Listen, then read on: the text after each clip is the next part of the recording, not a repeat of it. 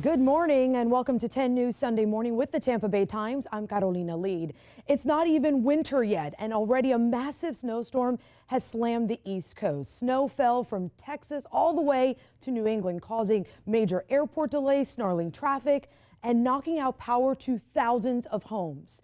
Cities and towns in the South saw the most problems simply because this is unusual for them, especially before the holidays. In North Carolina, crews worked all day to clear ice and tree branches off of power lines in order to get the lights and heat back on. And 10 inches fell just north of Atlanta. Hartsfield-Jackson Airport reported 375 flight cancellations, leaving travelers sleeping on the airport floor. While Tampa International Airport saw many delays across the board on Saturday, it looks a lot better today. Most of the flights are still expected to depart on time, but that could change, so make sure to check your flight status before you head out. There are some good news from Southern California, where crews are slowing the progress of some of the biggest wildfires. However, with extremely dry conditions, most fires are popping up. Firefighters are rushing to put those out before they get bigger. Mandatory evacuation orders have been lifted for areas hit by the Thomas fire, but some families returned briefly to their homes and found them burned to the ground. California Governor Jerry Brown warned that climate change could bring more severe wildfires. The fires have burned at least 175,000 acres, destroying nearly 800 homes and businesses. And protests followed President Trump Saturday as he attended the opening of two museums in Mississippi, the state's history and civil rights museums. Those demonstrators included civil rights icon Congressman John Lewis, along with Mississippi Congressman Bernie Thompson and the mayor of Jackson, Mississippi. It is his pompous disregard for all of those factors that will not enable us to stand with him today. We want our country to be a place where every child from every background can grow up free from fear, innocent of hatred, and surrounded by love, opportunity, and hope. The White House issued a statement saying, quote, "It's unfortunate members of Congress wouldn't join the president in honoring civil rights leaders." Overseas, protests only seem to be intensifying over President Trump's declaration that Jerusalem is the capital of Israel, not Tel Aviv. Today, anti-U.S. protesters clashed with police outside the American embassy in Beirut, Lebanon. In Jerusalem itself, security has been stepped up. Palestinians are outraged over the decision, since many consider East Jerusalem the capital of their people. You might remember this. It caught a lot of people's attention when city workers painted over this street mural in Seminole Heights, mistaking it for graffiti. The city is working on a fix, but now some people want it gone for good because of what it represents to an entire religion. Here's what we know. The shape of this mural is a mandala. In Hinduism, it's viewed by many as a spiritual and sacred symbol, but after this mural made headlines when it was accidentally covered up, the president of the Universal Society of Hinduism took notice. He feels the Seminole Heights street mural and its location on the ground is just disrespectful. Mandala is a sacred symbol.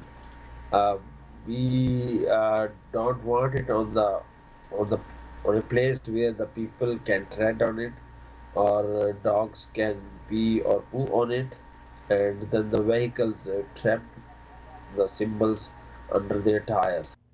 He suggests the mural be moved to a wall, but right now there are no plans to move it. To remember, that mural on the corner of North River Boulevard and West Louisiana Avenue was meant to slow down traffic in the area. It's a basic necessity for infants that they really shouldn't go without, and that's diapers. Sadly, there are many families in the Tampa Bay area that can't afford them, and that's where the nonprofit Baby Cycle comes in. They provide children with clean diapers, wipes, clean clothing, food, bedding, toiletries, and other basic necessities. Our very own Courtney Robinson hosted the 5th annual Baby Cycle holiday brunch to raise money for the organization. In 2016, Baby Cycle gave more than 2 million diapers and wipes to families in need. Without them, babies would not be able to go to daycare. If you don't have 5 diapers per day, then your child can't attend daycare. And if a child can't attend daycare, then that means mom can't go to school or work. So that's basically where we come in. We're the in-between that gives them those diapers and allows them to get back in the workforce or back to school. This holiday brunch is one of the Baby Cycle's biggest fundraisers. They are the only community diaper bank in Pinellas County. Around the Bay Area, shelters are opening up for the weekend to keep people safe from the cold. In Sarasota County, 2 shelters will be open today. The Grace United Methodist Church in Venice will start taking people at about 5 p.m. today. The Salvation Army Center of Hope in Sarasota will do the same starting at 6:30 p.m. In Pasco County, you can head to Joining Hands Mission in Holiday and Restored Hope in Dade City. If you live near Zephyr Hills, the Samaritan Project will help you find a shelter if you call them before 9 p.m. We have a list of those places and their phone numbers on our website, WTSP.com. Ooh, Ashley Beatty, hello there. It's like the one thing everyone is talking about. You go through the supermarkets like, what? I know. So we had a wind chill advisory in effect earlier this morning. Some of those numbers were down in the 30s. We actually dropped to freezing in Crystal River briefly this morning. It's cold out there. My goodness, I think of the Panhandle, those images. Just, you know, can you imagine a Florida vacation? Yeah, You're I like, know. We were talking about this. We were driving around and we were like, what if like your like big vacation for the year was like this weekend and you were coming to Florida? And How you like saved would up. you be? Well, you know what? It's a little bit of history. Why don't we just enjoy it while we can? Right? Exactly. And on top of that, we are getting a lot of sunshine. Even if it's kind of on the chilly side, it really is pretty out there and we're going to really have a nice day. Just needed an extra layer or two is all. The beaches look great. There's a little bit of cloud cover, but this is Sarasota right now. Clear blue sky. It is absolutely beautiful to start. But yes, it is a little bit on the cool side of things. There's still a little bit in the way of clouds for northern Pinellas. Those will clear out over the next couple of hours. We're just still running that cold air over relatively warm waters in the Gulf. All right, so Tampa, 44 degrees, feels like 40 out there. Little chilly, but we're nice and dry. We've got a lot of sunshine to work with. So all in all, we're off to a pretty nice start. And we are going to shake this chill a little bit over the next few hours. But Crystal River, you're still in the 30s. Brooksville, Lakeland, Polk City, upper 30s too. But most of us, we're seeing those numbers that start with a 4, although right along the coast in St. Pete, we're still parked at 50 degrees, so not as chilly for you. That tends to be one of our warmer locations and setups like this. Still pretty breezy north winds in some spots. These are going to ease up a little bit through the day. It's not going to be nearly as gusty as it was yesterday, and that's going to allow the sunshine to work a little bit of its magic and get us up into the upper 50s to near 60 throughout much of the afternoon. Then the evening, as soon as that sun sets, because the skies are going to be clear, we are going to see those numbers dropping pretty quickly. So just be ready if you're going to be out and about tonight that it is going to be cool. You'll want even another extra layer compared to what you've got out there later on today. But almost wall-to-wall sunshine in the forecast for many of us. It's going to be a beautiful day, just as I mentioned a little bit on the cool side. That's all. And if folks from up north are visiting, they're probably still pretty appreciative compared to what's going on up there. Significantly colder, and we've been talking about a whole lot of snow with this system. In fact, there were some areas that about 10, 12 inches of snow. So at least we're not dealing with that. It is going to be cool today. Temperatures right around 60 degrees for the Bay Area, a little bit cooler to the north, right around 60 to 62 for Sarasota and Manatee counties, and then our inland spots stay in the upper 50s as well. And then once again tomorrow, near freezing, but I don't think we actually dip down to that mark for too many locations for the Nature Coast, and then low to mid 40s once again for the Tampa Bay area. So the overall trend is that we're going to warm up a little bit as we head through later on in the week, but then we're going to see another front come through, and that's going to drop those numbers once again, and then we're back up near 70, but still below average pretty much every day this week for the next 7 days. All right, Ashley, thank you. The holidays are around the corner, and as you fit in your last-minute shopping, remember, not everyone is as fortunate. Saturday morning, the Sarasota Police Department helped out a bunch of families in need at their annual Shop with a Cop event. They took 100 kids shopping at Target, picking out toys, games, and more. It's a great way for families to get to know local officers in their area. And of course, the best part, officers say, is seeing the bright smiles on all the kids' faces. This holiday season, remember those who can't be home. We've teamed up with Support the Troops to collect supplies and ship them to men and women deployed overseas. You can donate items like razors, toothpaste, white tube socks, beef jerky, that's a big one, and gum. You can help pay for postage to get those goods to our troops. You can drop off your gifts to our troops at our studios on Gandy Boulevard or at any Sunny Barbecue location in the Bay Area. Let our troops know that you're thinking about them.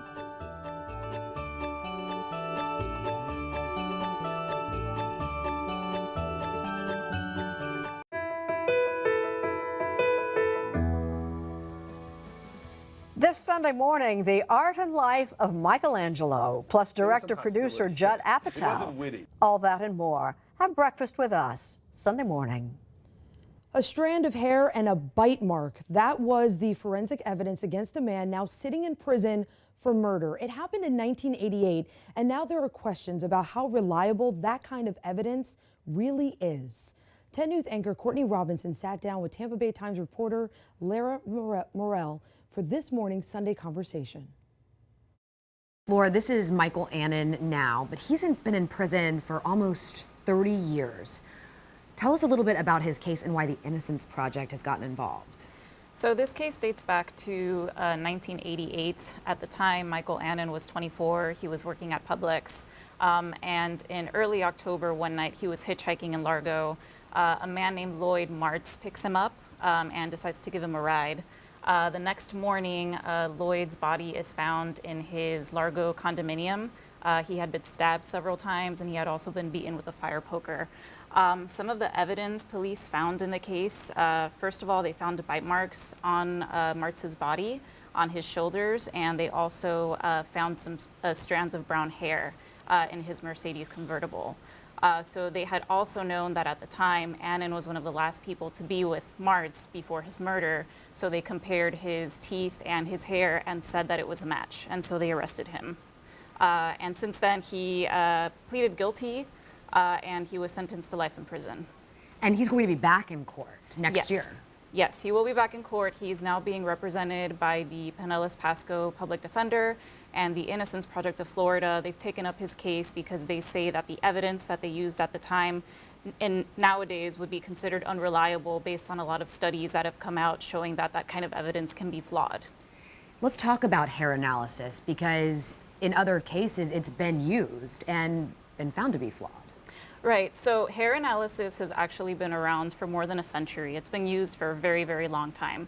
But in the last couple of decades, there have been some studies that show that it's not conclusive and it shouldn't be used to specifically identify a suspect. To be clear, hair analysis doesn't mean DNA analysis on hair. Right, this is just comparing one strand of hair to another strand of hair. And, you know, you have brown hair, they found brown hair, that sort of thing. Okay. Right, exactly. When we talk about the bite mark evidence, right here we have the bite mark expert going through the evidence that they collected. Tell us a little bit about bite mark evidence and how it was used in this case. Sure, so this is actually Dr. Richard Souveron, and this picture shows him actually in the trial in 1979 of Ted Bundy. He actually testified in this case, and this is how he gained fame at the time, and that's kind of when bite mark testimony kind of became popular among criminal cases and started being used that way. So bite mark evidence, again, studies show in recent years that there are some variables that make it so that it can't be used conclusively. It depends on where the bite mark happened. It depends on the healing process. It depends on very, very many factors.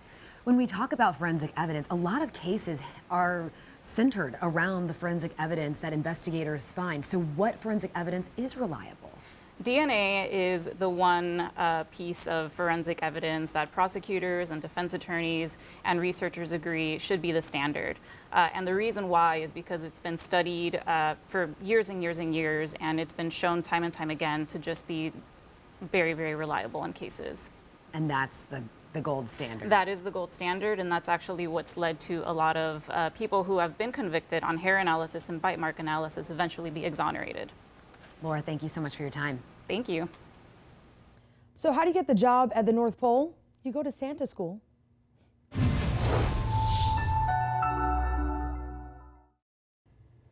The real Santa is hard at work this time of year, making toys for kids all over the world. So his helpers have a lot of heavy lifting to do. Local men who don the red suit and beard don't take their roles lightly either. 10 News reporter Bobby Lewis is on the road in St. Pete, where Santa school grads are acing Christmas. Every Santa has a sound, a sleigh, and a story. Sleigh's got some giddy up. Well, it's empty. And while nobody has ever seen the real guy, You got to be a little witty, too. That's true. Santa's helpers work just as fast this time of year. When they cut me off, I have to say, Merry Christmas. That's Right? Santa So Steve, it who's kinda called St. Petersburg home makes since you 1986, behave. but has only worn the suit for 3 years. If it made absolutely nothing, I would still do it, just for the joy of it. They all seem to respond. It's incredible. He's one of thousands of men who grow out the beard every year for this reason, to bring joy to children the Christmas season. How many times do people wave at Santa? Give it a minute. Don't tell anybody. But as fun as it sounds, being Santa is not quite as easy as you might think it would be. In fact, a lot of the Santas in the area go to what's called Santa School. Yes, there is such a thing, where the Santa Clauses learn all about how to talk to children, understand difficult situations at home, and help them to have a very Merry Christmas. Online or in person, there are all kinds of degrees available, including associates, bachelor's, master's, and even a PhD in Santa Clausology, which really comes in handy this time of year when dreams are ready to come true all over Tampa Bay. Absolutely, Santa's a good student. He doesn't goof off in class with the Santa sitting next to him, ever. Santa School prepares the jolly helpers for life in the suit, but nothing prepares them for the impact that suit will make. Oh no, when the suit is on, there's no Steve, it's Santa. And when you look like this, you're in character almost 24/7. On the road in St. Pete, I'm Bobby Lewis, 10 News. And he is part of a local group called the Palm Tree Santas. The group has dozens of members who are quite busy this time of year. Ashley, this week my daughter told the pediatrician, I can't see Santa. He's really busy. So he's busy making toys. Now, Adriana, if you're watching, you know what, you can There's one of there's these. a lot that Santa's Many. got going on, Yeah. and what we're just a couple weeks out from like the big night for Santa. So he's got lots going on. So luckily he has all those helpers. All right, it's a bit cooler out there today. But 10 Communities' Catherine Burrish has some activities to warm up your holiday spirit. Good morning. Here are some options for fun today. Christmas is a great time of year to visit Bok Tower Gardens in Lake Wales. Strolling through the grounds, you'll find beautiful poinsettia and other flowering displays. And at 1 and 3, there's a special Christmas Carillon concert. The 60 bells will peal out songs from around the world. And for an additional fee, you can also tour Pinewood Estate. The historic home is decked out in its holiday finest.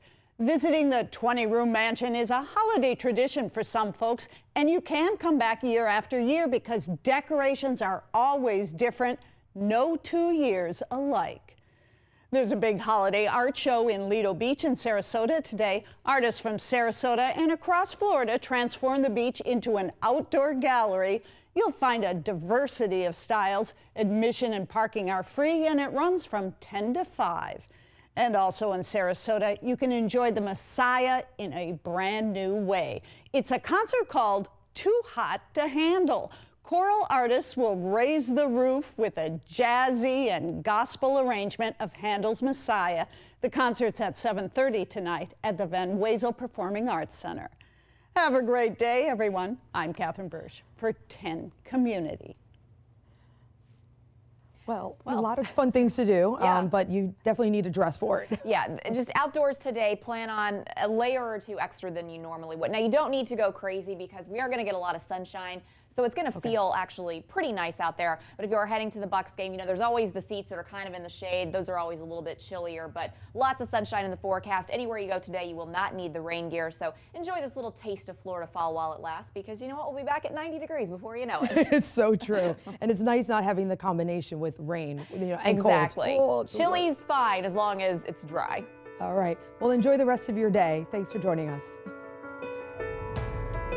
Best prospects by dealing. I get it, but that Longoria contract is not very team friendly because of the fact that he's making $13 million this year, and it goes up to $18 million in a couple of years. So if you're going to deal him now. Chris Archer's contract, you want to talk about friendly? Oh, it is. He doesn't make anywhere close to $9 million throughout the length of the next 4 years that the team owns him. They need an ace of the staff. The Rays are built on pitching and defense. You get that with a guy like Chris Archer. I get his numbers haven't been accustomed to what we've seen throughout the early part of his career, but he's gotten any run support the last couple of years. You keep a guy like Chris Archer. I know Longoria is the face of the franchise, having signed that $100 million deal, but I think if you have to keep one of the two, it's going to be Arch for me. It's sad that we have to have this discussion, but it's absolutely, a reality. Absolutely. Alex Colomé is as good as gone as far as I'm concerned. And so is Wilson Ramos, making $10 million next year. Colomé does need to get moved. This is a closer for a team that's going to win, what, 70-some games? And they've never invested in closers anyway. Right. But I would hope these two can stay, but if one has to go... Archer, you're going to get better pieces for.